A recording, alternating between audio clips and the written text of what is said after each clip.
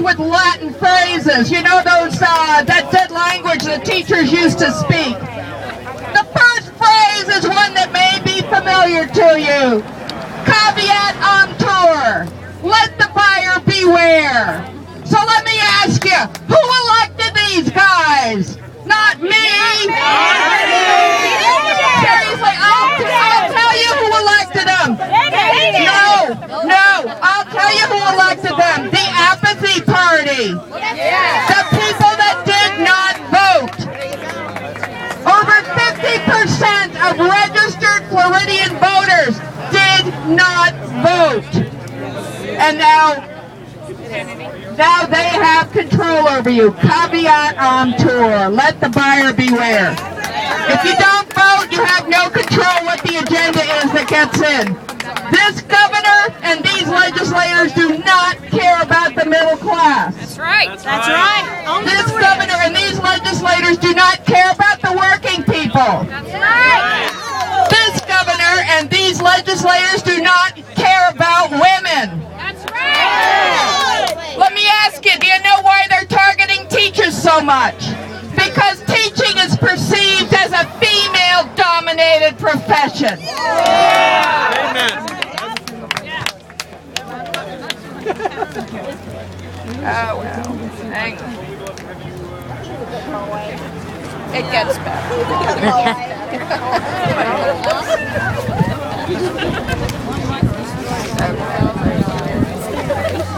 Many of the legislators have gone on record lately to state that teaching is a part-time job, and since teachers are done at 3 o'clock, then they have the summers off, it's just a part-time job. They have no clue, do they? They only work 180 This days. legislature will refuse again to pass the Equal Rights Amendment so that they continue to have control over women and their professional lives. Mike Karadopoulos so much as assured me that he would make sure that it would never get out of committee. So, let me ask you again. Somebody elected them. Why? What issue?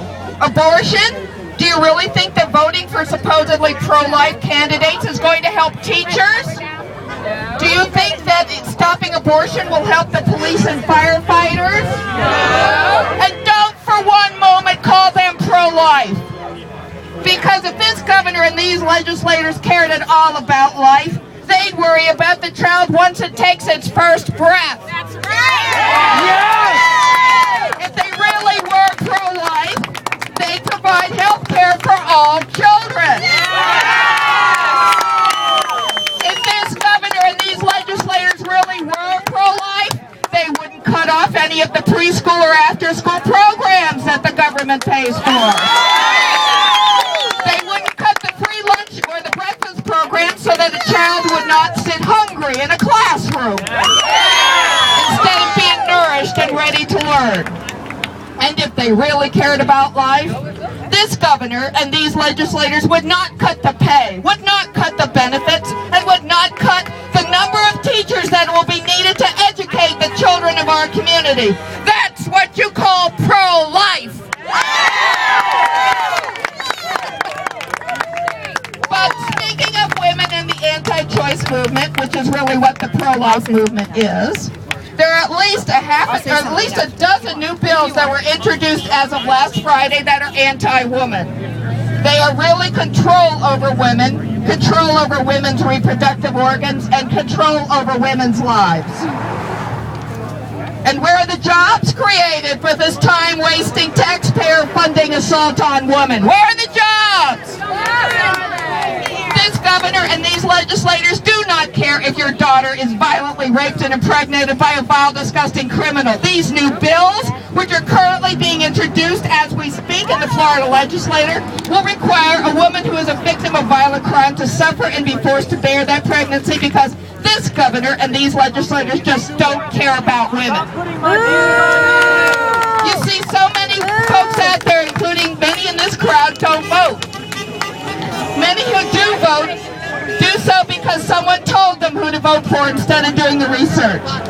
Many vote based on sound bites or the last commercial that they heard before heading to the poll. And quite frankly, I can't imagine why any woman in America would ignore her privilege to vote. So many of our grandmothers suffered and were tortured in order for us to have the right to vote.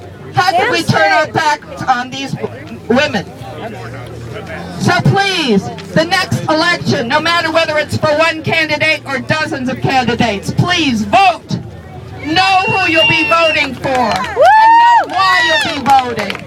Bring a friend with you and realize and tell people there's voting by mail, there's early voting, so there's really no excuse not to vote.